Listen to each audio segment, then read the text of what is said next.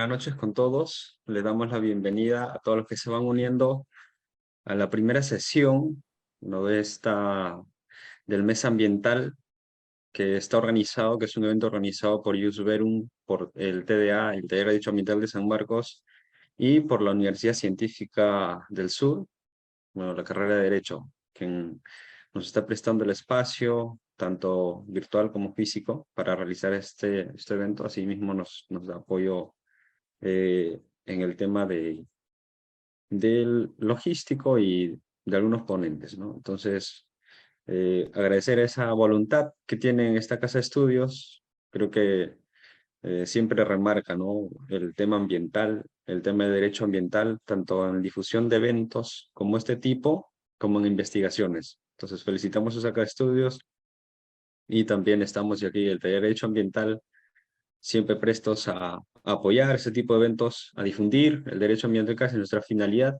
así como instituciones. Entonces, con estas palabras, bueno, les doy la bienvenida. El día de hoy tenemos una sesión muy interesante. Vamos a hablar sobre la institucionalidad en materia de recursos hídricos y su relación con el cambio climático. Esto, evidentemente, enmarcado en todos los problemas actuales en torno a este recurso primordial, vital para la humanidad. Ya también nuestro invito a los asistentes a estar escuchando y luego realizar sus preguntas, dejar sus preguntas por la bandeja para que nuestros ponentes puedan absolverlas. Bien, como ya van llegando, también vamos a tener transmisión por Facebook, así que voy a ver si ya me dieron el check de la transmisión. Ya, listo. Entonces, ahora paso a presentar a nuestros ponentes el día de hoy. El día de hoy nos va a acompañar el doctor Francisco Revilla, quien es abogado y magíster en gestión pública por la Universidad de SAM, es ponente a nivel nacional e internacional en materia de recursos naturales, con énfasis en recursos hídricos. Es docente universitario en la Universidad Científica del Sur y la Universidad Peruana del Norte. Además, él ha sido presidente y vocal del Tribunal Nacional de Resolución de Controversias Hídricas de la Autoridad Nacional del Agua. Vamos a tener la intervención del doctor Francisco Revilla por un tiempo de 45 minutos, así que eh, luego le voy a dar el pase. También quiero presentar a nuestra segunda invitada, que es la doctora Lucía Ruiz Ostojic.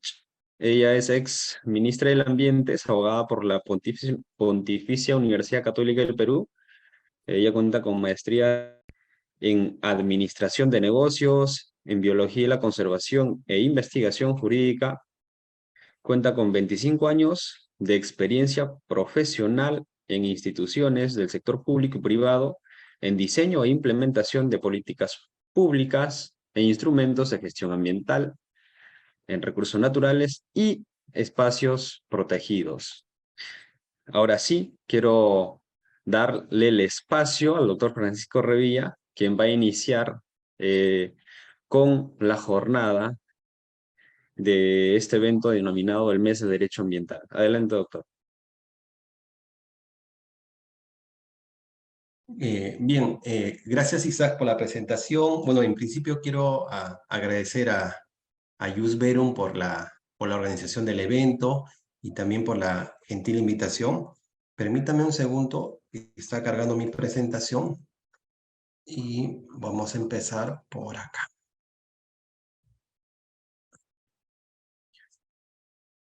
Bien, a ver, ok, listo. Muy buenas noches con todos y con todas. Nuevamente agradezco a Isaac por la presentación, moderación, al equipo de Jus Verum de la Universidad Científica del Sur por la organización de este evento y de mi parte encantadísimo de tocar estos temas que me apasionan mucho y mucho más.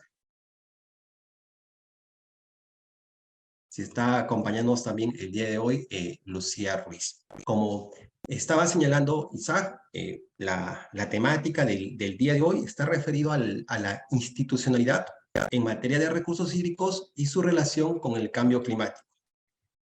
Para esta presentación, los temas que voy a abordar, lo he dividido en 4 puntos, que es empezarles a hablar sobre el tema de la institucionalidad en materia de recursos hídricos y básicamente comentarles las principales funciones de la Autoridad Nacional del Agua. Ponerles unas láminas y ver este marco legal en recursos hídricos que suele ser muy denso y muchas veces muy técnico y, por qué no decir en algunas ocasiones, un poco confuso. Un tercer punto que implica la gestión de recursos hídricos y, como un cuarto punto, cuál es nuestro contexto general del agua disponible y el cambio. Primer punto, que es la institucionalidad en temas hídricos, específicamente la entidad Autoridad Nacional del Agua. Esta entidad ha sido creada en el año 2008, ha iniciado sus funciones en el 2009. Es una entidad que podemos decir aún relativamente joven, tiene 15 años de funcionamiento. Pero miren, algunas características básicas. ¿Qué es? Es un organismo técnico especializado. Básicamente emite normas para regular sus distintos procedimientos acá. Organismo técnico especializado. Y desde la implementación de la ANA, la Autoridad Nacional del Agua, se ha discutido mucho por qué no la entidad, por ejemplo, ejecuta obras. Obras que permitan encauzamientos de ríos, defensas ribereñas y otras, justamente por un tema de prevención, pero fijémonos que la norma de su creación hace mención que es un organismo. Nos indica la norma que es responsable del funcionamiento del Sistema Nacional de Gestión de Recursos Hídricos. Este Sistema Nacional de Gestión de Recursos Hídricos, vamos a ponerlo así, que es un conjunto de distintas entidades, un conjunto de normas, un conjunto de procedimientos que busca cómo el Estado, en este caso representado por la ANA, se organiza. Se organiza para asegurar la gestión integrada y multisectorial participativa del agua. Es un esquema donde se busca integrar a las distintas entidades públicas para garantizar el uso eficiente del agua. Y quiero compartir esta diapositiva con ustedes con una finalidad de que nos concentremos en la siguiente manera. La ANA no solo tiene competencia en lo que es el cuerpo natural del agua, es decir, no solo tiene competencia en el río, lago, laguna, no solamente tiene competencia en lo que sale del río, lago, laguna, es decir, los permisos, las autorizaciones o los derechos de uso de agua. Además, también tiene competencia en lo que va a entrar, que son los vertimientos. Pero quiero poner esta lámina en el sentido de que la ANA tiene competencia y tiene relación con el conversatorio de hoy en los bienes asociados al agua, es decir, las fajas marginales. Estos espacios que sirven de protección y justamente ante eventos extremos no deseados, ¿cómo hacemos protección de los recursos hídricos? En estricto, la ANA tiene competencia en todo lo que es el cuerpo natural, el río, el lago, la laguna, y en aquellos bienes que están asociados, que están pegados al agua, que se les denomina fajas marginales. La entidad tiene distintas competencias, un poco comentándoles sobre la institucionalidad. En principio, por un tema procedimental, es decir, cómo los distintos administrados acceden a una tramitología en temas hídricos, hablamos de los derechos de uso de agua, permiso, autorización y licencia. Y también vamos a hablar de aquellas autorizaciones que permitan hacer vertimientos de aguas residuales tratadas.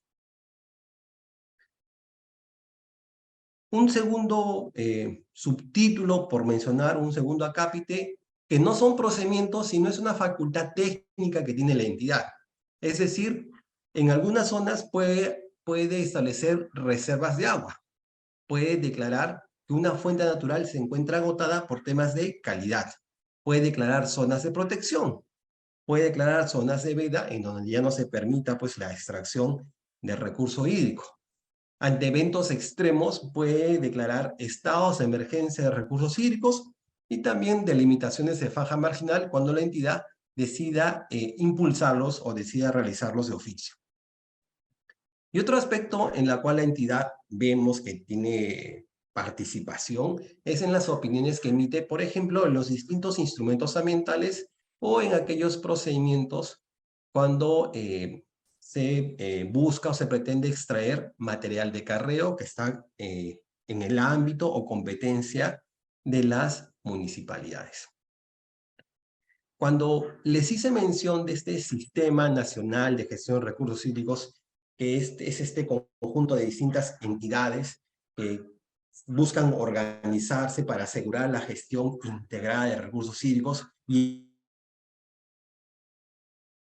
el líder de estas entidades es la ANA, justamente cómo se busca esta energía, cómo se busca unir esfuerzos, cómo se busca justamente ser el líder, coordinar con las distintas entidades, con los distintos ministerios, disculpen, con la sociedad civil organizada, comunidades y las demás entidades involucradas en temas hídricos. Es una gran labor necesariamente, muy importante y que demanda muchos esfuerzos para asegurar la gestión integral de recursos hídricos, que nos asegure pues justamente un uso eficiente y duradero y participativo para todos nosotros. Un aspecto por mencionar y naturalmente por destacar es que la gestión del agua territorial pues no es por departamento, sino es por cuencas hidrográficas. La diapositiva que comparto con ustedes nos representa 14 ámbitos o 14 entidades de primera instancia, 14 autoridades administrativas del agua, pero la importancia de esta es que su división no es departamental, sino su división es por cuenca hidrográfica, y voy haciendo mis comentarios entrando al tema del cambio climático. Les dije, como un primer punto, que además de ser una entidad técnica especializada, no es ejecutora, es la encargada o es el líder, es el ente rector de este Sistema Nacional de Gestión de Recursos Hídricos. El agua es un recurso por característica multisectorial, que involucra distintas entidades del Estado. Entonces, ahí necesitamos un líder que sepa articular a todas estas entidades y que el Estado pues, tome las mejores decisiones y busque justamente organizarse y garantizar una gestión integrada y participativa de los distintos actores. El marco legal se los presento con una finalidad de que ver que es un marco legal muy extenso y muchas veces muy técnico. Pues si bien es cierto, tenemos una ley de recursos hídricos y un reglamento de dicha ley, tenemos distintos reglamentos procedimentales técnicos. Por ejemplo, cómo accedemos a un derecho a uso de agua. Ahí encontramos formatos técnicos,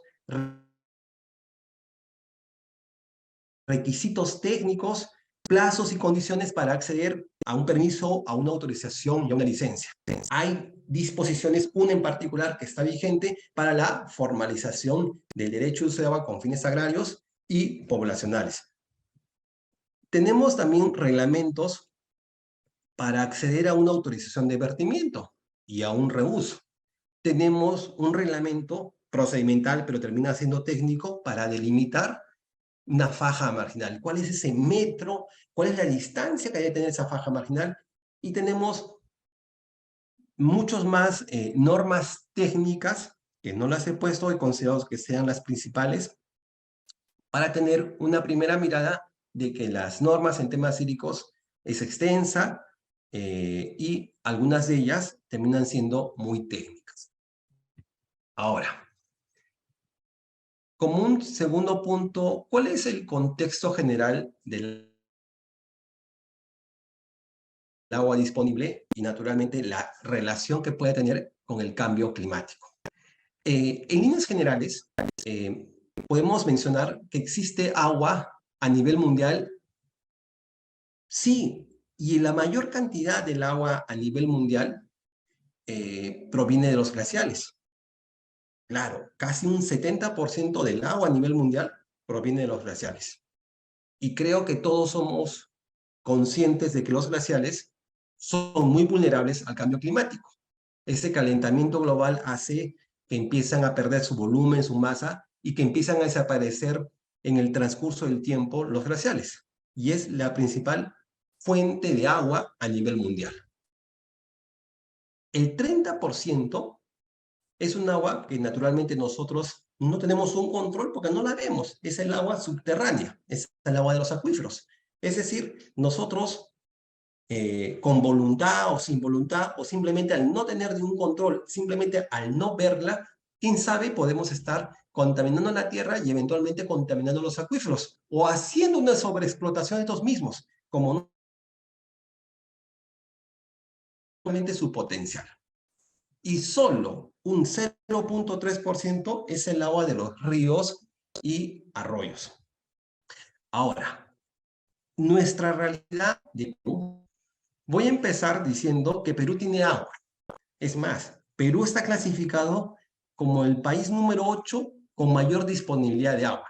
Pero también Perú es muy vulnerable a los cambios climáticos que tenga. Entonces, ¿Perú tiene agua? Sí. Está clasificado como el octavo país con más cantidad de agua. Pero también es un país muy vulnerable. Ahora, este mapa, ustedes lo ven acá pintado de color verde y amarillo.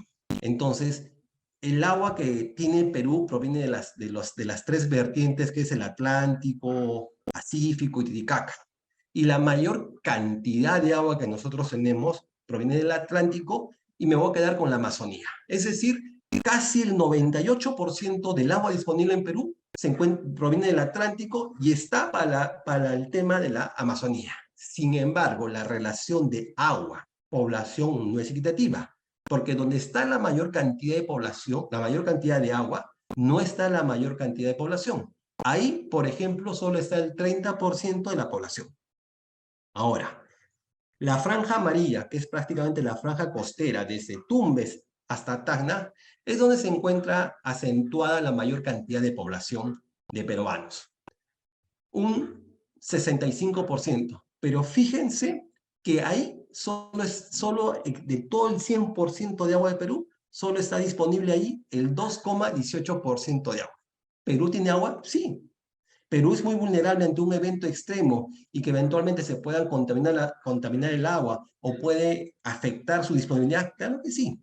Entonces, naturalmente, somos un país con agua, pero somos un país también somos muy vulnerables. Esta siguiente diapositiva busca compartir cómo diversas acciones que nosotros como seres humanos, por las distintas actividades que podamos hacer, podamos contaminar nuestros ríos, que naturalmente son fuente de agua para todos nosotros. Tenemos desde los vertimientos, partimos desde los domésticos, como vertimientos ya industriales, mineros, entre otros tipos. Pero existen distintos tipos de actividades que naturalmente contaminan nuestras fuentes naturales de agua, que son nuestros ríos.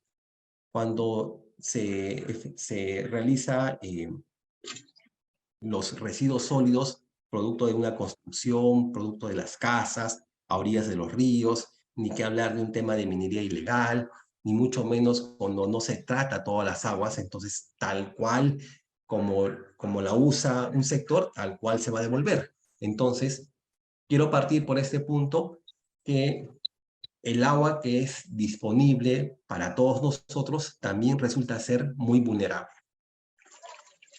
Al hablar de los ODS, de los 17 ODS, solo voy a hacer mención de algunas características o algunos datos del ODS 6, del agua limpia y saneamiento. Me atrevo a decir de que este puede ser el objetivo principal, que va a ser que le va a dar sinergia, le va a dar armonía a los 17 ODS, pues naturalmente pues necesitamos el insumo agua para que tengamos hambre cero, fin de la pobreza, entre los distintos ODS. Me atrevo a decir que es el principal objetivo de desarrollo sostenible, que finalmente va a ser un tema de sinergia para que contribuya al desarrollo de los 16 ODS restantes. Cuando Just Verum me hizo la invitación, me puse a revisar información y encontré una información de fecha de agosto del 2022 que ha sido elaborada por el Ministerio de Vivienda y su título es Evolución del Objetivo de Desarrollo Sostenible número 6. Lo que yo hacer algunos comentarios con... Miren, ¿cómo ha ido evolucionando el ODS 6? Agua limpia. Por ejemplo, ustedes van a encontrar que está marcado en color verde, color rojo, y en la siguiente diapositiva vamos a encontrar marcado con color amarillo. Color verde es aquella información que está disponible. El color rojo es información que no está disponible y el color amarillo que va a aparecer en la siguiente diapositiva es información que está en proceso. Por ejemplo, ¿qué tenemos información? Si todos nosotros tenemos continuidad de agua, las 24 horas del día y los 7 días del año, ¿existe información? Sí existe información. ¿Existe información sobre la disponibilidad cerca del hogar, cerca de las casas? Existe información. Ahora, miren, y resulta interesante, ¿sobre qué no tenemos información? Sobre la cantidad suficiente de agua. Simplemente está marcado en color rojo y no existe información sobre ello. ¿Sobre qué no existe información respecto del agua? Por ejemplo, si existe agua o existe cobertura de agua para escuelas, si existe cobertura de agua en establecimientos de salud, si existe cobertura de agua en lugares de trabajo, o si existe información respecto a esta equidad por situación socioeconómica, es decir, entre un sector pobre versus un sector no pobre, no existe información. ¿Qué información está en proceso?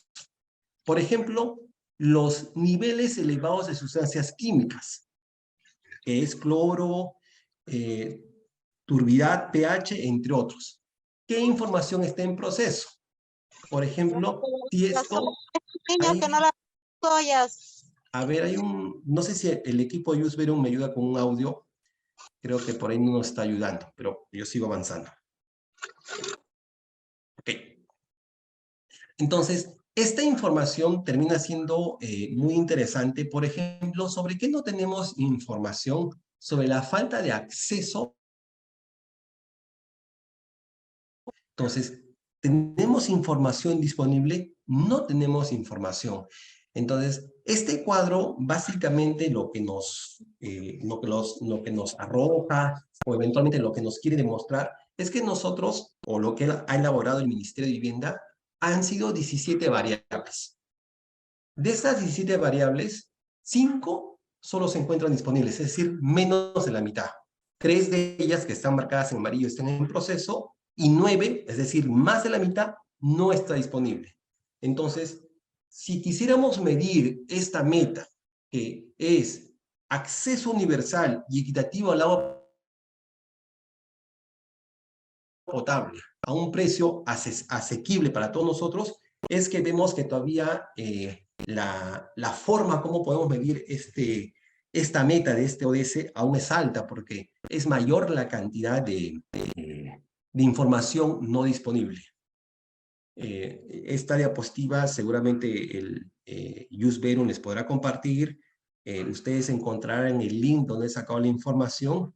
Y lo interesante que esta información ha sido elaborada en principio por el INEI, por Digesa, por el Ministerio de Transportes, por el Minedu y por el MINSA, que termina siendo interesante.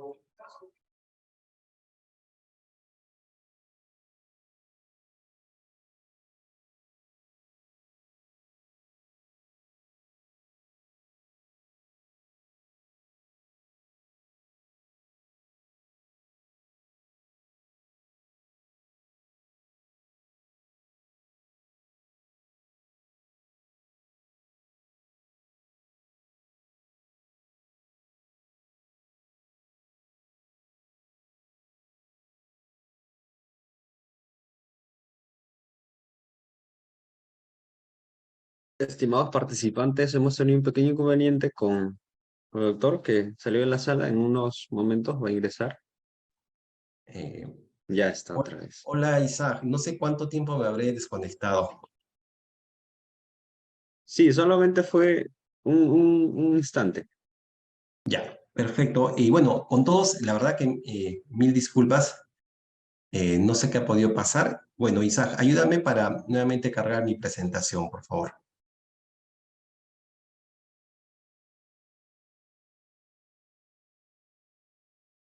O dame el permiso, yo lo pongo. Gracias, Isaac. Ya Bien, está. entonces, disculpen por el inconveniente técnico, pero bueno, estamos nuevamente acá. Les comentaba sobre esta información elaborada por el Ministerio de Vivienda que en líneas generales nos está señalando de que de los 17 indicadores, 9 de ellos no están disponibles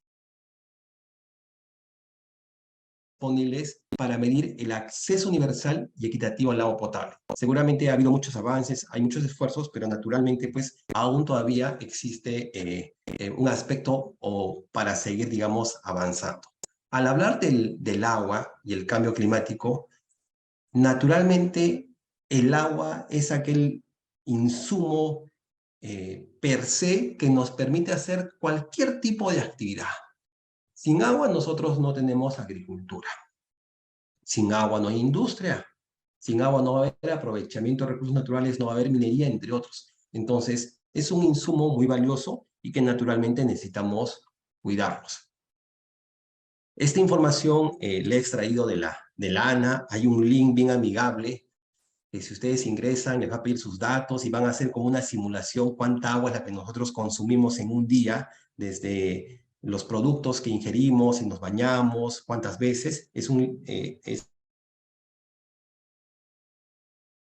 aplicativo interesante, pero lo que llama la atención es que es muy probable que nosotros tomemos una taza de café y tal vez pues cuando el clima cambia es probable que tomemos 1 o 2 tazas de café. Pero lo particular es que la elaboración o el consumo o la producción de una taza de café representa 140 litros por una taza de café. Es alta. Entonces, imaginémonos que nos tomemos 3 tazas de café. 140 por 3 va a ser muy alta, sin perjuicio de lo que nosotros desayunamos, almorzamos, cenamos. Y el asearnos, entre otros aspectos más, cuánto es lo que nosotros estamos consumiendo de agua. Como un siguiente punto, si bien es cierto el formato o el esquema de la gestión integrada de recursos hídricos que busca esa armonía de las distintas entidades del Estado para asegurar un uso eficiente del agua, también tiene algunos problemas, que son los siguientes. Y acá están unas diapositivas. ¿Qué problemas tiene? En principio, el tema hídrico parte por un tema de que necesitamos modernizar los recursos hídricos. Y una forma de modernizar los recursos hídricos es con la creación de los consejos de cuenca. Les había presentado una diapositiva anterior donde les decía que el aspecto territorial en temas hídricos se establece por cuencas hidrográficas, que es donde empieza un río y donde termina este río. Entonces, necesitamos impulsar la creación de estos consejos de cuenca, es decir, necesitamos planificar cuál es la disponibilidad hídrica en una cuenca hidrográfica. ¿De qué otra manera más gestionamos los recursos hídricos? Por ejemplo, cerrando la brecha del otorgamiento de derechos de agua. ¿Y por qué? Porque necesitamos administrar y manejar información de cuántos derechos de uso de agua se van otorgando. Y un aspecto importante es que necesitamos conocer la demanda, es decir, los derechos de uso de agua otorgados, y la oferta, que es decir, cuál es la cantidad de recursos hídricos que tenemos disponibles. Ahora, una inadecuada gestión de los recursos hídricos se da principalmente por un inapropiado aprovechamiento de los recursos hídricos. Es decir, cuando cuando usamos mayor cantidad del agua que se debe y cuando empezamos a afectar la calidad de los recursos hídricos. La gestión de recursos hídricos es administrar involucrando a todas las entidades de la manera más eficiente los recursos hídricos, garantizando pues hacia futuro el acceso al agua a todos nosotros, bajo esa mirada de la sostenibilidad. Pero ¿qué pasa cuando en la gestión no la hacemos bien? Es decir, cuando hacemos un inapropiado aprovechamiento de los recursos hídricos, usamos mayor cantidad del agua que debemos y empezamos a afectar su calidad. Estas fotografías son del ámbito agrario y que nos demuestra un exceso en el uso del agua. Ahí podemos ver que literalmente la plantita está casi nadando en agua. Entonces, esto nos puede reflejar que hay un exceso en el uso del agua, en consecuencia, un inapropiado aprovechamiento de los recursos hídricos. Ahora, cuando les hacía mención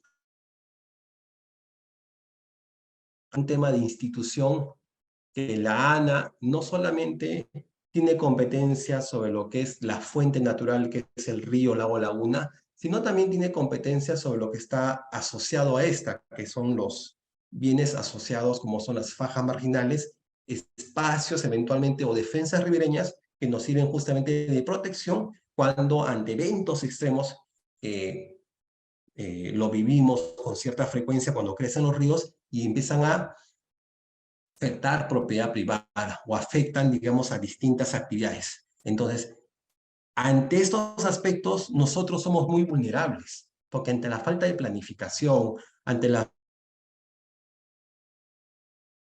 figura hídrica, justamente somos muy vulnerables.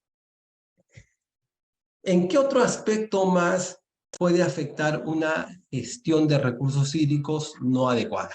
Por ejemplo, ¿qué pasa cuando nosotros hacemos un inadecuado o ineficiente uso de los recursos hídricos? Es decir, usamos mayor cantidad del agua y de esta manera estamos afectando la gestión de los recursos hídricos.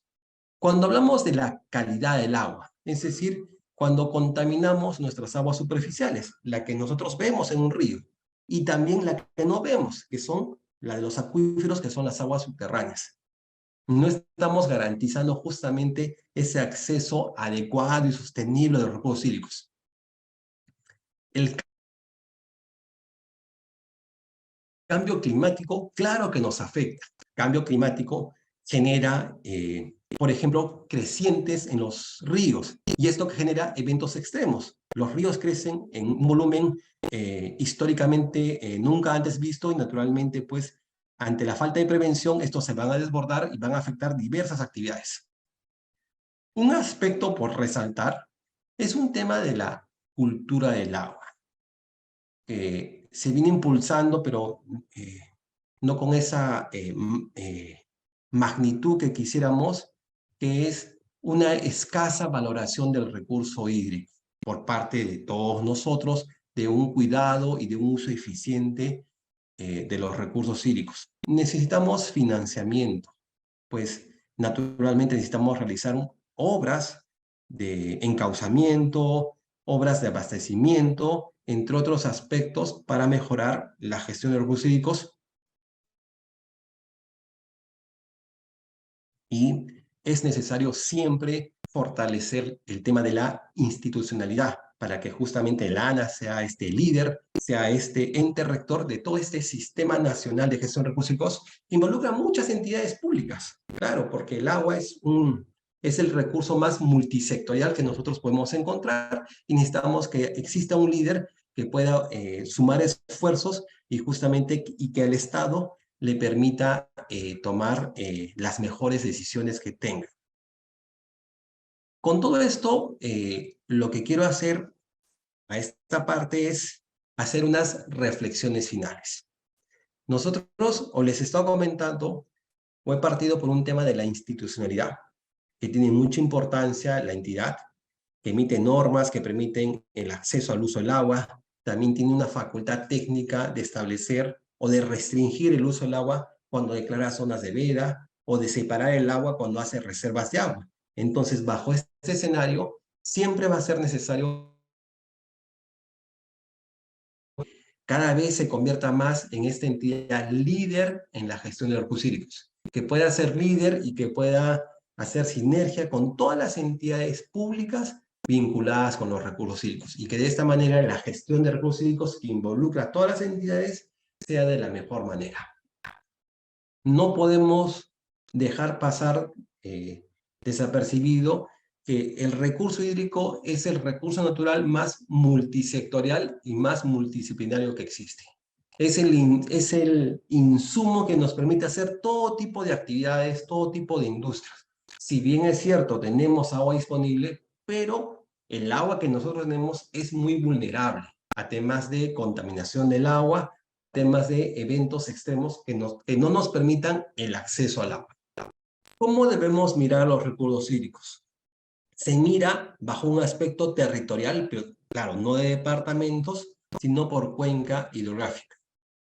El tema de cambio climático es algo que se da, y nosotros, para eso también necesitamos hacer mucha planificación. Tenemos que ser conscientes que estos eventos extremos, que el cambio climático afecta mucho y afecta en particular a los recursos hídricos. Con esto he terminado mi presentación. Permítame dejar de compartir y ahora hará el uso de la palabra la doctora Lucía. Y nuevamente gracias, y seguramente luego tendremos un espacio para absorber las consultas que tengan ustedes bien a formular. Gracias a todos. Muchas gracias, doctor Francisco Revilla. Ha sido una buena ponencia para introducirnos en el tema. Nos ha dado la definición de varios conceptos que varios no conocemos. También nos ha dado alcance acerca de varias funciones del ANA, ¿no? Que es importante conocer nuestra normativa y la manera en la que regula el manejo del agua en el Perú.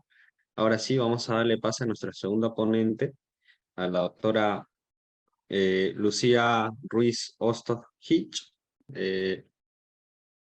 Ya hicimos la presentación. Ella es ex ministra del Ambiente, así que también vamos a escucharla con mucha atención y vamos a preparar nosotros nuestras preguntas para cuando nos toque el momento de intervenir. Adelante, doctora. Bienvenida. Bueno, gracias como siempre, primero por la invitación. Es un gusto compartir con ustedes, colegas, en estas reuniones que nos dan. Gracias, Yusberum, gracias, TDA. Siempre están teniendo la amabilidad de invitarme. Francisco ha sido súper claro en muchos de los aspectos y nos ha puesto un montón de temas sobre la mesa. Yo quería completar o complementar la presentación de él el día de hoy con unos 6 temas a los que voy a tratar de abordar rápidamente porque no quiero que se asusten con algunas diapositivas, las he hecho más que nada por el hecho que van ustedes seguramente a acceder a ellas en algún momento. Él nos ha adelantado algunas cosas, nos ha puesto como en este planeta en el que vivimos, planeta azul que le llaman, la verdad es que la distribución del agua es diversa. Él nos ha mostrado cómo estamos en un planeta que tiene mayoritariamente agua que no puede ser consumida a menos que tenga determinados procesos físico-químicos que le podamos dar, pero realmente es mínima. Y su distribución en el mundo es muy diversa, como ustedes pueden ver en el mapa que les estoy presentando, donde hay con seguro mucha abundancia y otros donde hay un estrés hídrico, una escasez, una poca accesibilidad que es cada vez más compleja. Él nos ha comentado cómo incluso esta agua dulce no significa que aun cuando es poca pueda estar en perfecta disponibilidad. Nos ha hablado de casquetes polares, de agua subterránea y de lo que podría ser un agua a disposición. Pero un agua que estamos permanentemente contaminando, impactando negativamente, porque podemos hablar de la abundancia o no del recurso, pero tenemos que hablar además de cómo impactamos negativamente con cada una de nuestras acciones de día a día en este recurso. Él nos ha comentado cómo se trata de un aspecto fundamental dentro de los objetivos de desarrollo sostenible, porque podría ser esa bisagra al hablar de agua limpia y saneamiento, que no solo tenga que mirar hacia las metas específicas que el objetivo tiene, que están relacionados con acceso a saneamiento, a agua a un precio asequible, etcétera, sino que es muy importante entender que a diferencia de los objetivos de desarrollo del milenio, que es el bloque anterior de objetivos que teníamos a nivel global, esta vez sí se ve el tema territorial, el tema de la gestión de los recursos hídricos como un todo, de la necesidad de proteger ecosistemas que nos brindan servicios ambientales hídricos, cosa que antes no se veía. ¿Por qué? Porque no solamente estamos hablando de una mirada utilitaria del recurso, sino que tenemos que verla en toda su complejidad y en un territorio en particular. Y, como bien dijo él ya en su momento, trasciende, permea a los diferentes objetivos de desarrollo, porque ninguno de ellos podría ser alcanzado sin el recurso hídrico o el agua. Ninguno, todas las actividades están involucradas. Cualquier actividad humana, económica, social está involucrada. Y él nos ha hablado muy claramente de cómo cualquier bien o servicio que nos rodea también está con un involucramiento fuerte respecto del recurso hídrico. Él nos hablaba de esa taza de café y podríamos hacer el ejemplo y el ejercicio de cuántos litros de agua podemos requerir para un kilo de bistec, cerdo, papa, etcétera, ¿no? Haber productos más hídricamente sostenibles que otros. Esa huella hídrica que nos rodea, que en el sector de agricultura es evidente, pero que no es en el único sector en el que podemos encontrarlo y que hay documentos que han venido trabajándolo, por ejemplo, en el sector agropecuario. Entonces, ese recurso es fundamental, ese recurso está siendo impactado, ese recurso no es igual en todos los lugares y ese recurso está siendo impactado por el cambio climático.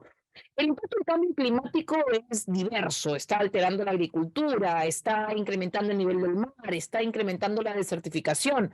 Y en materia de agua, que todo está vinculado, hay una fuerte pérdida de glaciares, hay una escasez del recurso, se están alterando los ecosistemas, la calidad del agua está siendo impactada. Bueno, es el cambio climático, ¿qué nos importa? No, sí nos importa, porque esto limita el crecimiento, reduce la competitividad de los países, su productividad y su empleo, afecta a la población en su bienestar y degrada ecosistemas, esos ecosistemas de los que dependemos, esos ecosistemas que al ser vulnerados y atacados, yo quiero decirlo de alguna manera, que estemos en nuestras casas durante un año metidos con la pandemia porque cada vez más no entendemos que existen límites que debemos respetar respecto a los ecosistemas que nos rodean.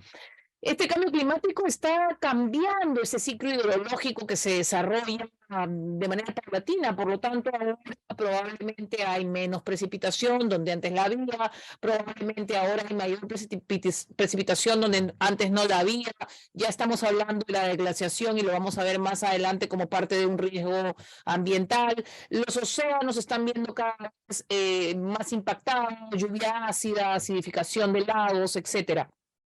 Este recurso que puede ser pensado como una bendición, termina pudiendo ser también una catástrofe. Y eso es algo que pasa en nuestros países de una manera fundamental. Este cambio climático va a alterar las precipitaciones, las lluvias, va a generar con la falta de agua mayores sequías, desertificación, olas de calor, va a generar que haya en algunos lugares exceso de agua. Vamos a ver ejemplos en el país. Nos exponen las zonas costeras a una elevación del agua de mar a la que no estábamos probablemente acostumbrados. Nosotros somos un país muy, muy costero, trabajamos mucho, vivimos mucho en costa y entonces las ciudades pueden empezar a verse afectadas, no solamente por los huaicos, como nos ha pasado últimamente y para lo cual nos estamos ahora preparando porque ya nos están hablando nuevamente de un niño, sino porque también la elevación del mar, su calentamiento, afecta la diversidad biológica, afecta el que es el mar más rico del mundo, que es el nuestro, por supuesto, incrementa las enfermedades, ahora se habla de dengue y se habla de otros aspectos como malaria, etcétera. Bueno, también son generados, exacerbados por el cambio climático, y la respuesta pública puede no necesariamente ser lo oportuna que querramos. Estos impactos en Guárico lamentablemente a veces cobran vidas y cobran infraestructura, y en el caso de la infraestructura pueden luego generar que no tengamos acceso al agua. Eso pasó como en el 2016, 17, si no me equivoco, gobierno de PPK, es lo último que ustedes pueden recordar, en que Lima estuvo 3 días sin agua, cosa que no pasaba desde hacía mucho tiempo. Los cultivos se afectan significativamente, y con ello la seguridad alimentaria. Entonces vamos a la cadena: seguridad hídrica impacta seguridad alimentaria, y en países como el nuestro, en donde más del 50% de la energía del Perú está generada por hidroeléctricas, pues entonces también arrastra una seguridad o inseguridad energética. Entonces, si nos vamos dando cuenta, la cantidad, la calidad de los recursos hídricos, que normalmente es limitada y que va rotando con los ciclos hidrológicos, va generando mayores situaciones de afectación, sobre todo a lo que son las poblaciones más vulnerables. Normalmente hay una mayor capacidad de adaptación por parte de quien no tiene un nivel de vulnerabilidad mayor, sin embargo, siempre estarán más afectados, y ahí nos mostró algunos cuadros, Francisco, hace un momento. Quienes tengan menores recursos para poder adaptarse a estas situaciones. Entonces, sí, agua existe, sí está de una manera desequilibrada en el mundo, sí está siendo impactada diariamente por nosotros mismos, y al margen del impacto antrópico que está recibiendo, está teniendo un impacto climático fuertemente. ¿Qué está pasando en el Perú? En todo caso, bueno, en el Perú, lo dijo ya Francisco, deberíamos pensar que somos un país bendecido. Un país bendecido, ustedes están viendo un mapa hidrográfico hacia la izquierda de la diapositiva, donde hay abundancia de agua. Abundancia de agua que no se distribuye de la manera adecuada en nuestro país. En los 60 estábamos muy acostumbrados incluso a desarrollar muchas obras de infraestructura mayor hidráulica en la zona alta de nuestras montañas para poder trasvasar agua de hacer discurrir hacia la Amazonía, hacia nuestra costa. Hoy Lima depende, en cuanto a agua se refiere, de agua proveniente de la región Junín. Eso es algo que hay que tomar en cuenta. Somos una ciudad que va creciendo, una megápolis, y sin embargo el recurso hídrico que nos abastece no necesariamente está pudiendo ser provisionado por nosotros mismos. Esto podríamos irlo mirando paso a paso en la medida que vamos recorriendo el país, donde hay una mayor cantidad de población actualmente asentada, la costa peruana, y donde más se desarrolla la mayor cantidad del PBI, porque estamos hablando casi de un 85% del PBI solo en Lima, Arequipa, La Libertad, Ancash y Piura, regiones costeras, aun cuando hablamos de Ancash o Arequipa, probablemente estemos hablando también de su potencial minero, evidentemente.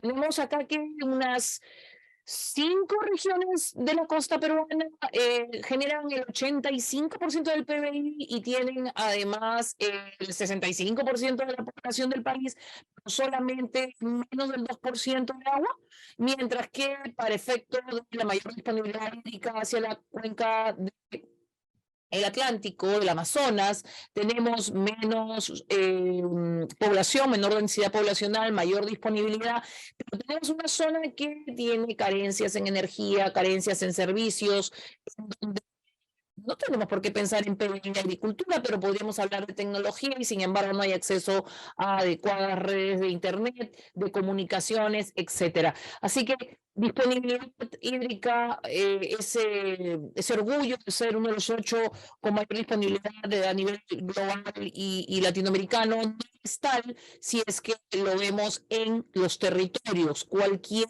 gestión hídrica tiene que verse en el territorio. Ustedes pueden ver acá un cuadro comparativo nacional que, si bien pareciera mostrar que el Perú tiene una gran disponibilidad per cápita, cuando vemos eso distribuido por regiones, vemos que la cuenca del Amazonas tiene unas que 100 veces más que lo que puede tener Titicaca, y que en el Pacífico tenemos una disponibilidad poca, pero cuando nos vamos a Lima esa disponibilidad se reduce muchísimo más cuando hablamos de acceso a metros cúbicos por habitante por año.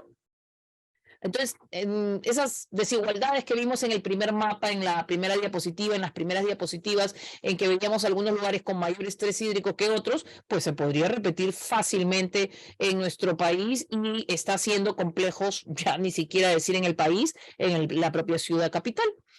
Tenemos recursos hídricos que tienen múltiples usos. Yo les acabo de dar el ejemplo disponibilidad per cápita para efecto de consumo, pero la verdad es que estos usos son múltiples y tenemos que nuevamente verlos distribuidos en el territorio. ¿Qué pasa en aquellos lugares en que tratamos de hacer agricultura, como en la costa haciendo arroz? ¿Cómo podemos estar cultivando arroz en la costa cuando estamos hablando de que es un desierto, mientras que en otros lugares no está potenciándose esta oportunidad? Ahora hay mucha producción arrocera en la selva baja, tratando de hacer un uso de agua de secano y no necesariamente agua de irrigaciones. Estos diferentes usos del recurso hídrico pueden ser consultivos, pueden ser no consultivos, es decir, que pueden transformarse físico-químicamente al ser utilizados, como pueden simplemente ser usados para transporte, acuicultura, energía, recreación y de turismo, y de esa manera mantener sus condiciones físico-químicas sin necesidad de tener una mayor vulnerabilidad al ser utilizados. Pero hablamos hace un rato de territorios. Estos son dos fotos del mismo lugar, Piura. Piura enfrentando una sequía fuertísima, no solo a inicios del año pasado, sino ya van 2 años de una sequía muy fuerte en Piura, que cuando viene la lluvia, sin embargo, lo que hace es inundar la ciudad. Y nos vamos de un extremo al otro en estas situaciones en la cual esa agua que les decía hace un momento puede ser un castigo, se convierte, que puede ser una bendición si lo que queremos es que haya mayor precipitación y baje y se reduzcan los tiempos de sequía, se convierte con la otra mano en una destrucción generalizada, una destrucción que la vemos en toda la costa peruana. Fotos que ustedes están viendo acá del norte del país, pero también de Chosica, pero también de Arequipa. No, nómbrenlo ustedes, ¿no? Estamos hablando de un impacto fuerte por un mal uso del territorio. Ustedes están viendo cómo no necesita ser población vulnerable que necesite asentarse porque no tiene terrenos, sino que incluso la mala gestión ha hecho que en otras zonas de nuestro país, el ejemplo más reciente es el de Punta Hermosa, a pesar de encontrarse con oportunidades de construir de manera adecuada, se ha hecho en el delta de la quebrada que va al Océano Pacífico, y por lo tanto se vieron afectadas viviendas de lo que se sentía era un balneario exclusivo. Entonces, la verdad es que hay un pésimo asentamiento en el territorio, utilizando quebradas que deberían de ser dejadas para que discurra el agua y sin embargo son utilizadas por tráfico de tierras, por necesidad o por desconocimiento, por ignorancia, según depende del caso del que estemos hablando. Pero eso pasa en la costa. ¿Y qué pasa en las zonas altoandinas? Pues en las zonas altoandinas lo que pasa es que los nevados están retrocediendo y esto está impactando negativamente aspectos hasta culturales. Ya no estamos hablando solo de agricultura, modo de vida, sino que aspectos culturales, porque Coyuriti, que es una ceremonia por todos conocida mundialmente, empezó a cambiar en sus formas, porque ya no se puede subir a la montaña y regresar con bloques de hielo a la espalda. El retroceso del nevado es significativo, como lo está haciendo el retroceso de otros nevados, y el riesgo glaciar, que a algunos nos parece que es algo muy lejano, ¿no? Allá hace 50 años en Yungay, hoy vemos que no es tan lejano. Esto que pasó en Yungay fue el desprendimiento de un bloque de hielo que cayó sobre una laguna, y esta laguna se rebalsó y arrasó con toda una ciudad. No es algo que sea diferente. Somos un país que tiene la mayor cantidad de glaciares tropicales del mundo.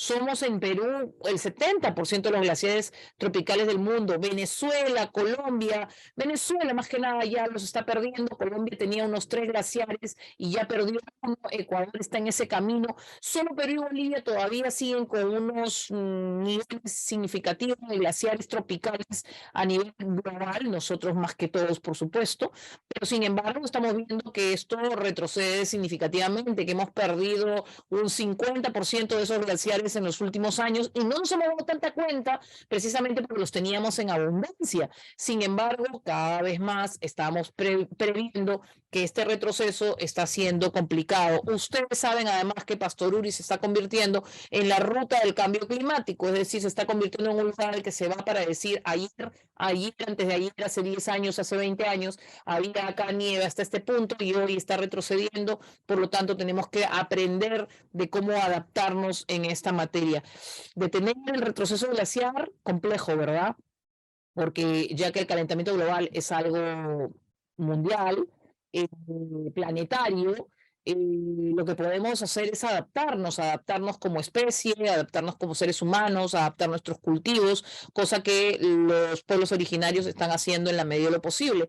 Todo este proceso de desglaciación es complejo, pero además tiene diversos impactos en el agua que desciende de la montaña. Hay una alteración del ciclo hidrológico, pero también hay posibilidad de que se empiece a mostrar actividad volcánica o quizás algunos otros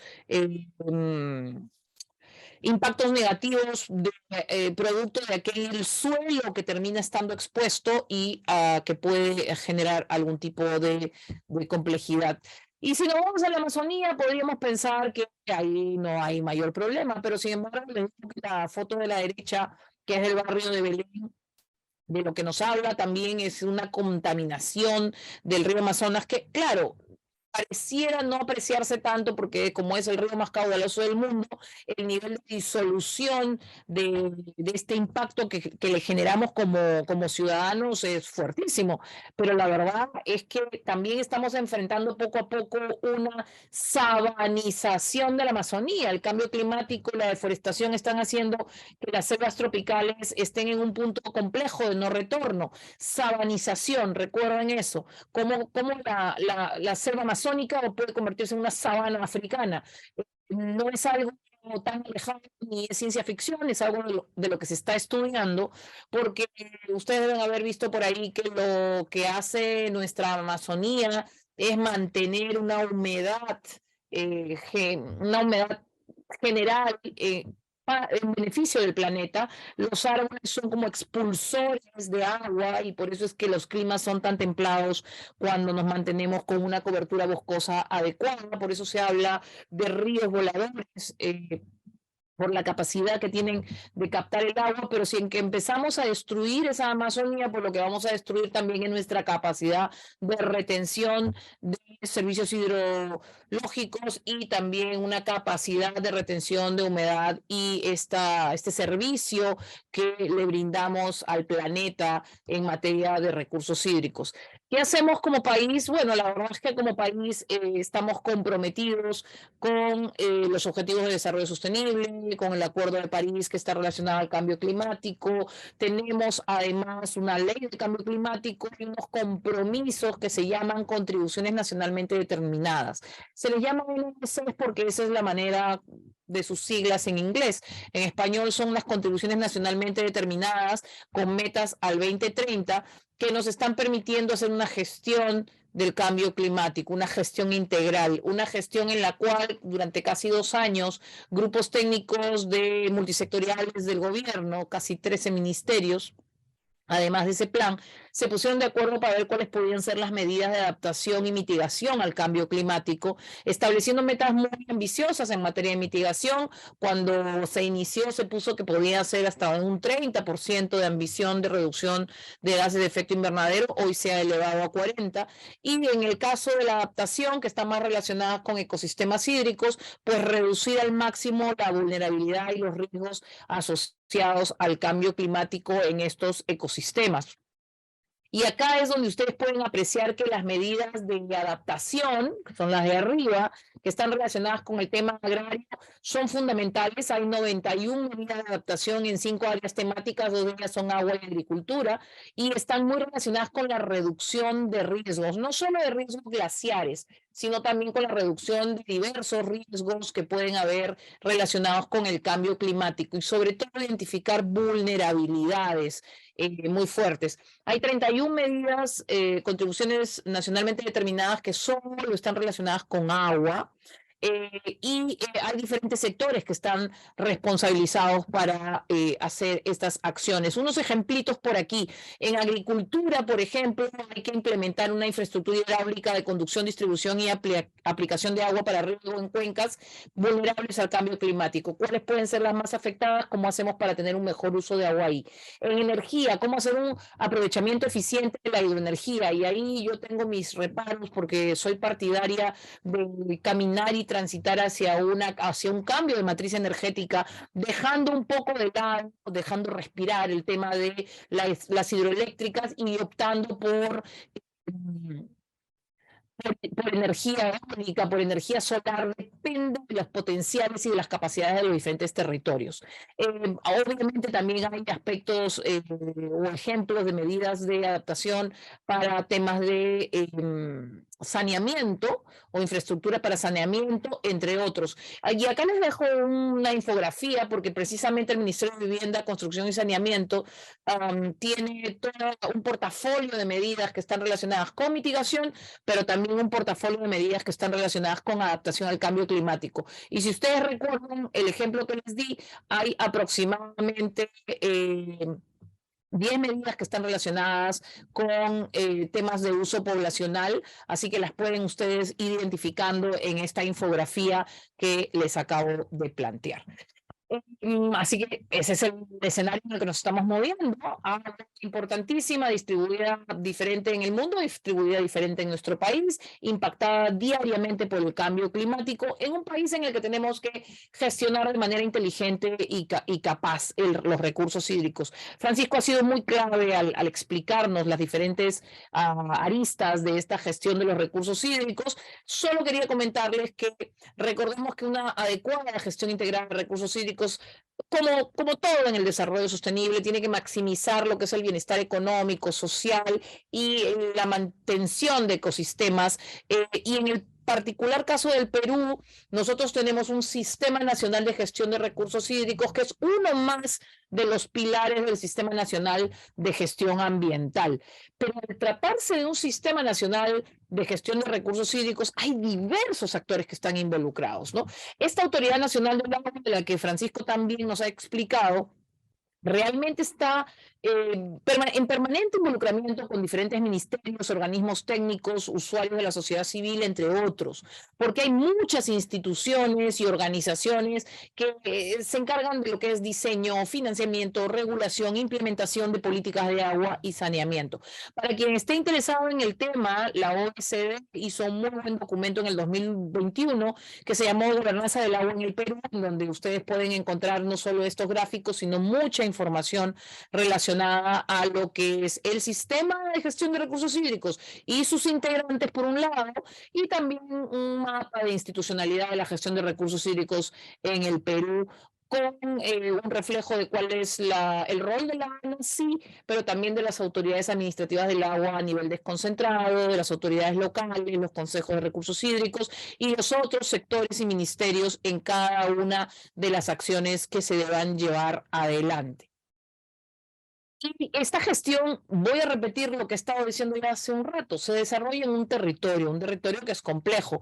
A mí siempre me gusta mostrarles este tipo de figuras como las de la derecha, porque necesito que recuerden algo que dijo Francisco. Francisco dijo que la gestión del recurso hídrico se hacía por cuencas, y es necesario entender que esas cuencas no necesariamente respetan límites políticos. Esas cuencas pueden trascender regiones. Y ese es el caso, por ejemplo, de la cuenca del Mantaro que ustedes tienen adelante de sus ojos hacia el lado derecho, que está pasando por Pasco, Junín, Huancavelica, Ayacucho y, por supuesto, Lima. Entonces, 5 regiones relacionadas con una sola cuenca hidrográfica, difícil, por lo tanto, de gestionar. Además, que tenemos que entender diferente si estamos haciendo gestión en la fuente, gestión en el uso o gestión en la devolución del agua. Si es en la fuente, tendremos que fijarnos si es que los servicios que se nos están brindando son adecuados. Hay ejemplos muy puntuales de conservación de áreas para que sigan brindando servicios ecosistémicos, sea en las zonas altoandinas como en Salinas de Aguada Blanca, o sea en la Amazonía peruana como en la región de San Martín. Estas son microcuencas en el ámbito de Moyobamba. Hay aspectos tradicionales que pueden ayudarnos a seguir haciendo esa conservación mediante técnicas ancestrales que tenemos que no solamente reconocer, sino respetar y agradecer, que lamentablemente algunos, por no conocer, pueden ser hasta motivo de burlas. Yo jamás me voy a olvidar de esa segunda vuelta entre equipos técnicos en las elecciones del 2021, cuando hubo bromas respecto al término y concepto siembra y cosecha de agua, algo que hemos estado haciendo por milenios en nuestro país. Un tema que sí me gusta conversar siempre con ustedes es, por favor, señores, cualquier aspecto respecto a la calidad del recurso hídrico, recordemos que somos un país altamente mineralizado. Por lo tanto, no pensemos que toda calidad del agua no apropiada es producto del impacto humano. En nuestro país, sobre todo, y la figura que tienen ustedes abajo a la izquierda es la de la cadena de volcanes que tenemos normalmente al sur de nuestro país, genera metales pesados como boro, arsénico, etcétera, que están presentes sin que necesariamente haya un impacto humano. Diferenciemos, y ahí Francisco habló de tener información adecuada, diferenciemos aquello que es antrópicamente afectado a aquello que es naturalmente afectado. Al usarse el agua, no voy a entrar en mayores detalles, hay muchos usos consultivos y no consultivos, primarios, poblacionales y productivos que requieren de instrumentos o derechos administrativos como licencias, permisos y autorizaciones, y que además están bastante relacionados con una gestión dentro de los territorios, dentro de las cuencas, por parte de autoridades de diferente tipo. Y al regresar a nuestros ríos, mares y lagos, esa agua tiene que ver de regresar en las mejores condiciones. Necesitamos toda una institucionalidad relacionada con su verificación, y ahí el ANA normalmente verifica si el estándar de calidad del agua es el adecuado para poder otorgar derechos de uso de agua, y por otro lado, diversas autoridades, entre ellas la UEFA, verifican que al regresar a los cuerpos de agua, estas hayan cumplido o cumplan con todos los límites máximos permisibles. Tanto los derechos de uso de agua como las autorizaciones de vertimiento, por supuesto, otorgadas por la Autoridad Nacional del Agua, sin embargo, más autoridades vinculadas en su cuidado. Algunos retos y oportunidades, ya me faltan solo 2 aspectos, muchos. Hoy estamos hablando de cambio climático, pero podríamos hablar de gobernanza de agua, seguridad hídrica, infraestructura natural, multiculturalidad, género, espacios de coordinación, soluciones basadas en naturaleza. Y es que el agua es compleja, lo acaba de decir Francisco, no solamente en su gestión, sino básicamente, no solamente en su gestión y en su normativa, como él dijo, ¿no? Sino que es compleja además porque es un ente vivo que fluye, que es cíclico, y que podemos ver que tiene diferentes dinámicas que tenemos que por lo menos conocer para poder tener una adecuada seguridad hídrica, es decir, gestionar integradamente el agua con una buena gobernanza y permitiéndonos que sigan habiendo servicios climáticos, y que de ninguna manera tengamos que enfrentar riesgos climáticos, porque la seguridad hídrica tiene que enfrentar riesgos de escasez, de calidad, de excesos y de deterioro de la resiliencia de sistemas de agua dulce. Básicamente son los 4 puntos en los que deberíamos de enfocarnos si es que queremos apuntar a una seguridad hídrica, pero también a fortalecer una gobernanza en un ecosistema institucional tan complejo como el que les mostré hace un momento. Una gobernanza de agua, y esto también lo van a encontrar en los principios de gobernanza del agua de la OECD, que requiere que seamos eficientes, efectivos, eficaces, que confiemos y participemos. Imagínense en ustedes, confiemos y participemos en un país que cada vez está perdiendo la confianza, que cada vez considera que hay menos transparencia, que es complejo para sentarnos todos en una mesa, quizás con diversas ideas, pero buscando un bien común, un recurso hídrico que está cada vez complejizándose más respecto del clima, un recurso hídrico que podría generar en algunas zonas del país, como ya lo vimos por la distribución diferente, causas un estrés hídrico significativo en nuestro país, sea por contaminación, sea por una gobernanza deficiente, sea porque estamos usando excesivamente los recursos hídricos. Nos puso un ejemplo de la sobreexplotación de acuíferos Francisco, y hay casos ya en nuestro país en que esto es real. Todo esto tenemos que pensarlo, señores, en un territorio, señores, señoras, en un territorio, por lo tanto, que tenemos que ver de manera integral, donde tenemos que mirar dónde están los servicios hídricos que están siendo ofrecidos, cómo los estamos utilizando y cómo estamos en toda esta cadena y en todo este lugar devolviéndole a la naturaleza lo que nos ha dado de préstamo para que sigamos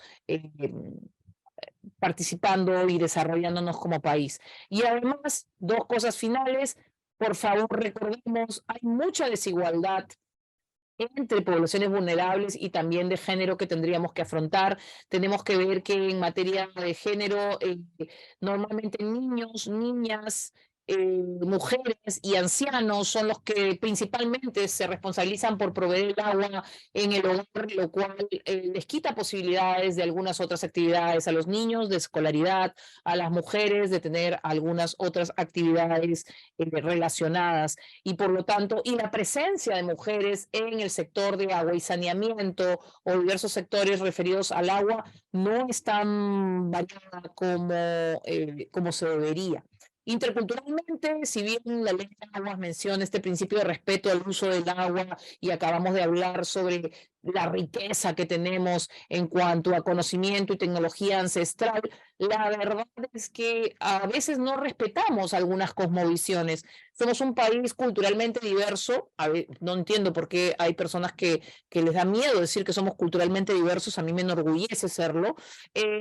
Con muchas cosmovisiones amazónicas, con diversas cosmovisiones altoandinas. No todo es quechua en nuestro país, por favor. Ya sabemos que existen diferentes versiones de quechua, depende del lugar en que estemos, hacia el norte, centro y sur de nuestro país, además de la aymara y una tercera lengua andina, y decenas de lenguas amazónicas y con ellas cosmovisiones amazónicas que a veces no estamos respetando y que lamentablemente impactan negativamente y generan problemas posteriores, como por ejemplo la cosmovisión Cocama-Cocamiria con el tema de la hidrovía amazónica. Cierro con ustedes con unas reflexiones que espero compartan conmigo o que los hagan después seguir interesándose en este tema. Francisco y yo somos unos apasionados del derecho de aguas y lo que más queremos es convocarlos y que ustedes también lo sean. Este recurso hay que conocerlo, hay que entenderlo, hay que gestionarlo en una multidimensionalidad. No es un recurso sencillo, tenemos que conocerlo. Es territorialmente como lo vamos a gestionar, por eso que tenemos que tener un adecuado enfoque de cuenca. Hay que hacer una gestión apropiada de este ciclo hidrológico. Empecemos a pensar qué está pasando a nuestro alrededor y qué se nos viene en los próximos meses y años. El impacto del cambio climático es fuerte y ya está presente. Hay que ver cómo vamos a poder aplicarlo. ¿Qué otras soluciones y retos podemos tener para la realidad hídrica de nuestro entorno? No pensemos en el agua como algo utilitario netamente. Es algo que el ecosistema requiere para seguir brindándonoslo. Y por favor, profundicemos en las cosmovisiones relacionadas al agua de parte de todas nuestras culturas en el Perú, porque seguro que ellos tienen oportunidad de darnos algunas soluciones al respecto. Muchísimas gracias.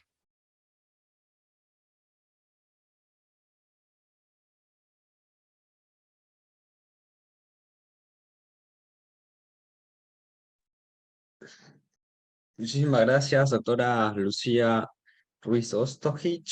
Fue una excelente ponencia, nos ha ampliado el panorama acerca del derecho al agua y nos ha mostrado varias problemáticas, ¿no? Y también, si bien nos ha mostrado las fortalezas que tenemos como país en torno a este recurso, también las vulnerabilidades. Entonces, eso nos lleva a nosotros a reflexionar como grupo de jóvenes estudiantes. También ahí tenemos la participación de miembros del Derecho Ambiental de San Marcos, que ya son profesionales, que se dedican también a esta materia. Entonces, eso nos va nutriendo. Ahora sí, yo quisiera pasar, invitar a los participantes, si es que tienen alguna pregunta, les pedí que dejaran en la caja de comentarios. En todo caso, también pueden levantar la mano y les damos el espacio para que puedan preguntar. Mientras tanto, yo voy haciendo mi pregunta. Quería consultarle al doctor Francisco Revilla, combinando estas dos cuestiones que son el derecho hídrico, centrándonos en el tema de permisos para el uso de agua. Yo quería consultarle si este permiso de uso de agua se realiza en territorio de comunidades nativas, y esta reclama que se otorgó el permiso sin realizar el proceso de consulta previa, ¿se podría eliminar este permiso o no? Esa era mi consulta. Ok, gracias Isaac por la pregunta. Bueno, muy interesante tu pregunta. A ver, me estás consultando si hablamos de pueblos indígenas y si tienen un permiso de uso de agua. Esa es la pregunta, Isaac, para contextualizar. No, sería si es que una empresa, por ejemplo, minera, que va a operar dentro de una cuenca, tal vez amazónica, ¿no? Y logra obtener su permiso de agua, pero la comunidad reclama que esto se hizo sin su consentimiento, sin hacer la consulta previa. ¿Se podría revocar este permiso que se otorgó a esta empresa, ¿no? Ok. A ver, voy a partir porque la ley expresamente lo indica, ¿no? La ley de recursos hídricos respeta los usos y costumbres de los pueblos indígenas, o sea, tal cual, acorde con el convenio 169. Ahora, en el caso que me comentas que una actividad industrial, una actividad minera usa el agua y que finalmente hay una afectación a que sí, pero hay algo que tengo que resaltar. Tiene que haber una afectación directa. O sea, la norma, el convenio 169, claramente dice que tiene que haber una afectación directa. Si es que no hay una afectación directa, pues naturalmente no se aplica la consulta previa como tal.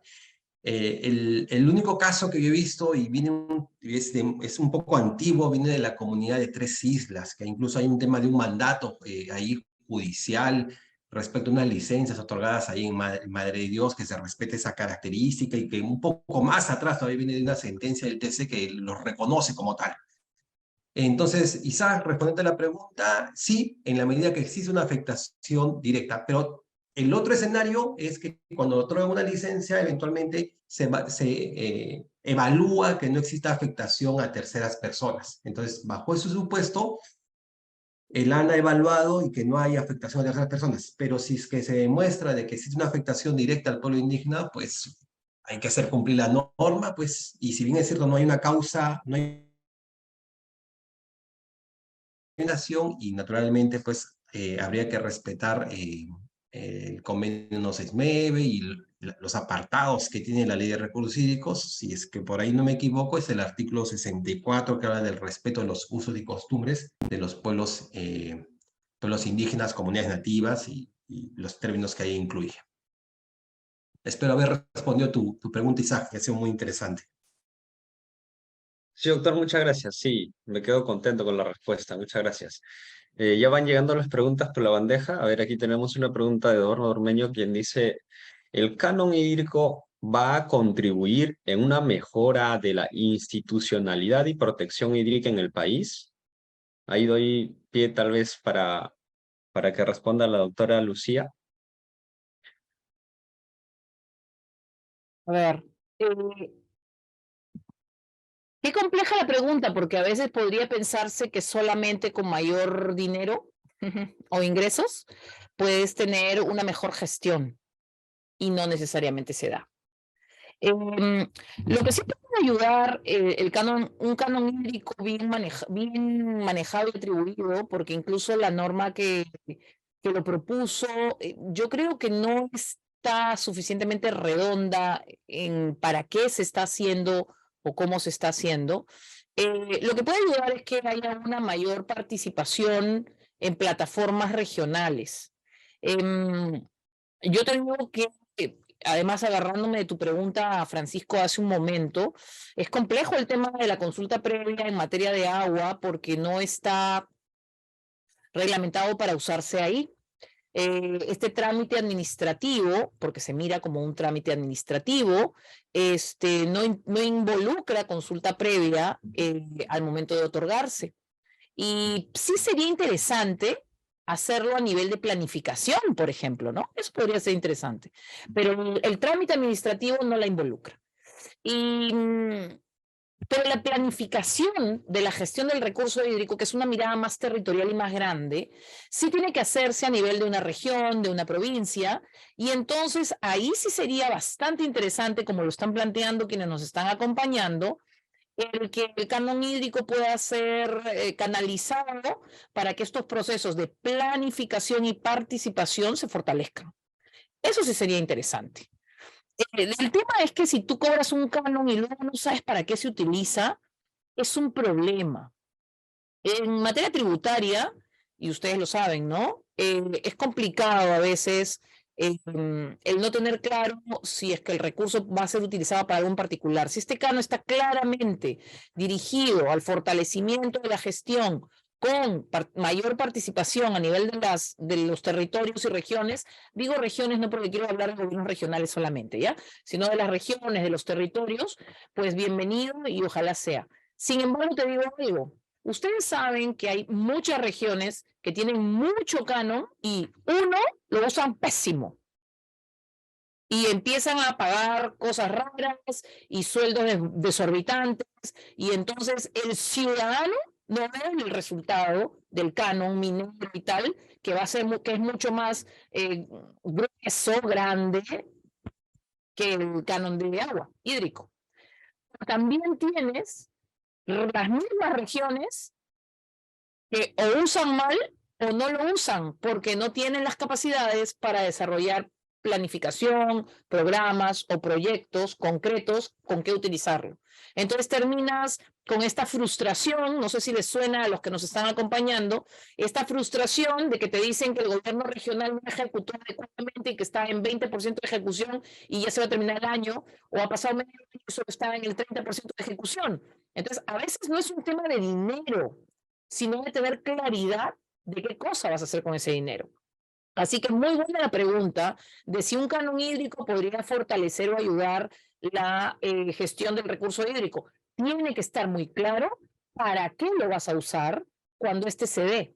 Porque si tú me preguntas, significativamente hablando, hay regiones que están recibiendo mucho más dinero de canon por otras fuentes que no lo pueden usar o lo están usando mal.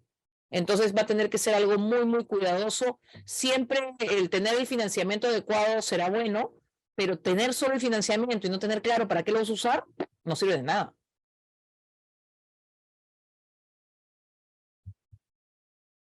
Está bien, doctora. Muchas gracias por la respuesta. Ahora tenemos otra pregunta que nos dice, ¿qué efectos tendría el uso indiscriminado del agua del subsuelo? Uf. Dale, Francisco, métele unas ideas ahí. Gracias, no sé quién ha hecho la pregunta, a ver, ya, bueno, claro, o sea, el efecto, en principio, es que se declare una zona de vida, es decir, donde ninguna persona natural o jurídica puede usar el agua, y fijémonos toda la consecuencia negativa. Entonces, si es que hacemos un uso indiscriminado del agua subterránea, la consecuencia es de que el agua que existe a cierta distancia va a bajar tanto que la ANA, la entidad, va a tener que declarar una zona de veda. Y la experiencia de recuperación de un acuífero es es poca probable.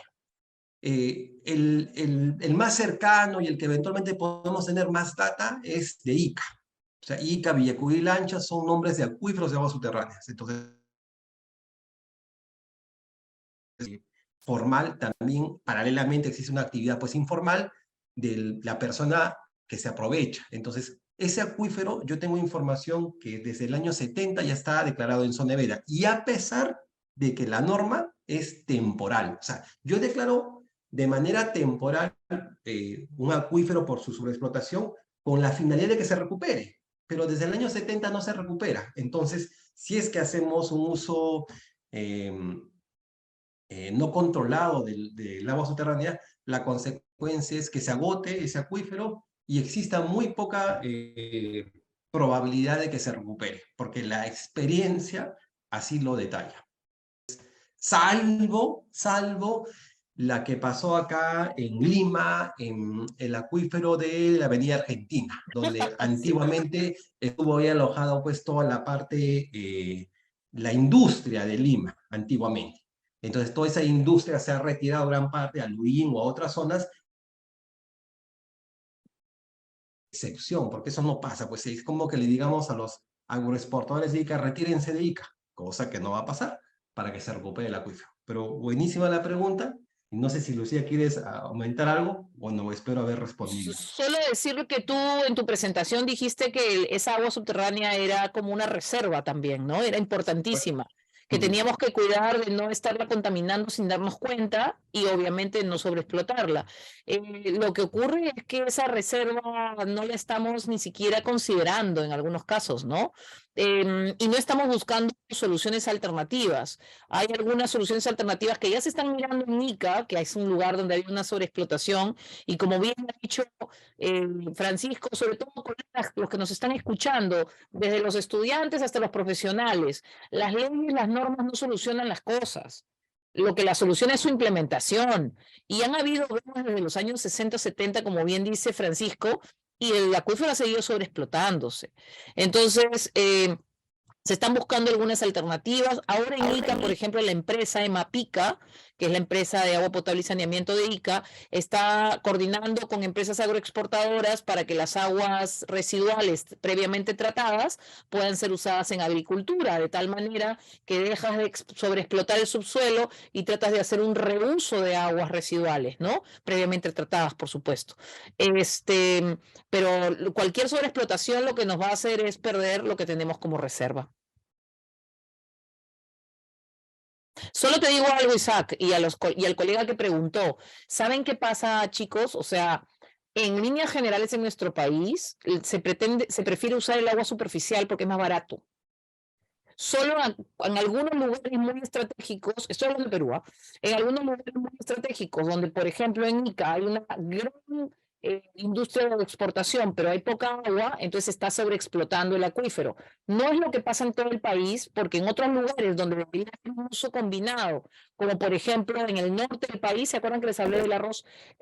Podría haber un uso combinado del agua, siempre va a ser más barato el agua superficial. Entonces se prefiere hacer ese uso en vez de tratar de hacer un equilibrio en el uso del recurso. No hay respuestas únicas cuando se habla del recurso hídrico. Hoy estamos hablando de la sobreexplotación y estamos dando algunos ejemplos en lugares donde efectivamente existe esa sobreexplotación, pero podrías hablar de que hay lugares en que se necesita sacar el recurso hídrico y no se hace porque es muy caro. No nos vamos muy lejos al norte, vámonos a Chorrillos. En Chorrillos, en los pantanos de Villa, las casas que hay a los alrededores tienen mucha humedad en la pared y es porque la napa freática está muy elevada. Durante mucho tiempo Sedapal extraía el agua subterránea con bombas, pero llegó un momento en que hicieron otras obras de infraestructura y dejaron de bombear. Cuando dejaron de bombear, la napa freática se elevó, empezó a afectar las casas no deberían estar ahí primero, ¿no? Pero bueno, empezó a afectar las casas, pero por ejemplo, ahorita tú podrías decir que podrías hacer un bombeo de esa agua subterránea en pantanos de Villa, siempre de manera equilibrada, porque estás también ayudando con ese bombeo a que superficialmente no haya un impacto en las urbanizaciones de los costados.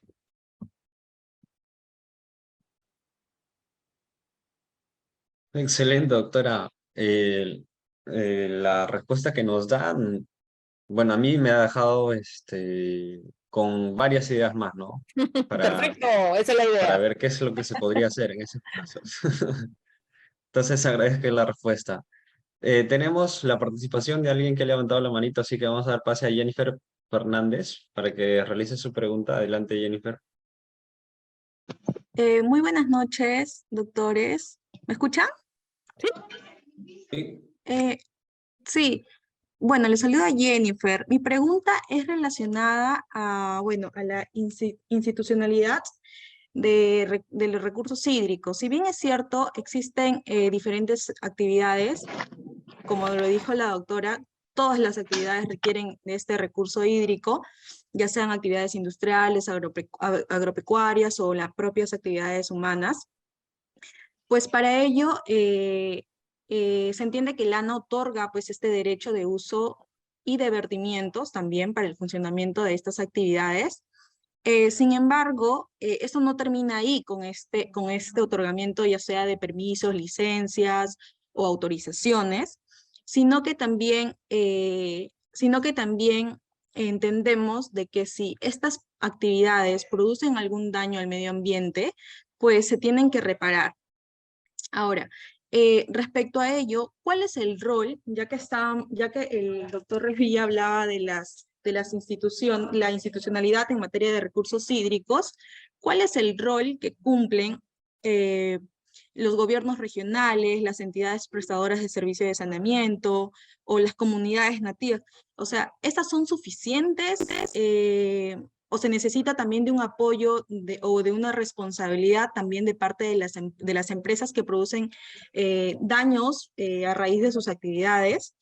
Ya que en la actualidad tenemos al ANA como una entidad técnica normativa, pero que sanciona, ¿no? Cuando no se está cumpliendo con los límites máximos permitidos, ya sea porque esta empresa no cumplió con verter a la determinada capacidad que está señalada en la ley. Entendemos que el ANA lo sanciona, pero más allá de ello, esta institucionalidad se está logrando, se está teniendo como una finalidad, tiene como finalidad reparar estos daños que se dan o simplemente se queda en un trámite administrativo.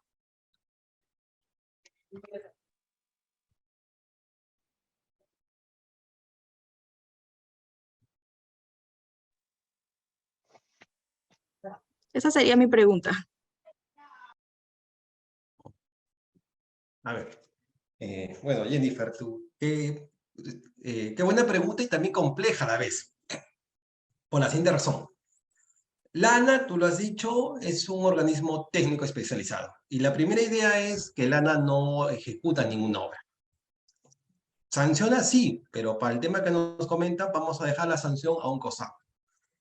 El agua es un recurso natural y como tal, todos nosotros pagamos una retribución económica por usar el agua. Pero cuando las empresas, pero solo aquellos que tienen un título habilitante, hacen un vertimiento, también pagan una retribución económica. Y en las normas en temas hídricos hace referencia que preferentemente, o sea, ese es el término, no es obligatorio, se destinan para hacer acciones de remediación. O sea, la norma lo dice así. Cuando alguien efectúa un vertimiento, bajo el principio de que contamina, paga, pagador, contaminador, preferentemente lo usamos para remediar.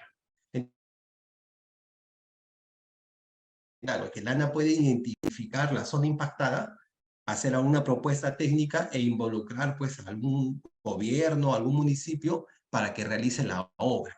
Es un tema complejo, porque eso invita al ANA a que articule pues con otras instancias. Es complicada la pregunta, Jennifer, y es muy interesante, porque normativamente te dice de que parte de ese dinero el ANA puede agarrar para hacer acciones de remediación. O sea, cuando alguien efectúa un vertimiento. Claro, pero la pregunta es cuando alguien efectúa un vertimiento, pero de manera ilegal. Porque tú tienes un destino de dinero por alguien que es formal y realiza un vertimiento. O sea, tiene una autorización, ha hecho todo un procedimiento previo. Pero ojo, en la práctica también eso es complicado, porque eso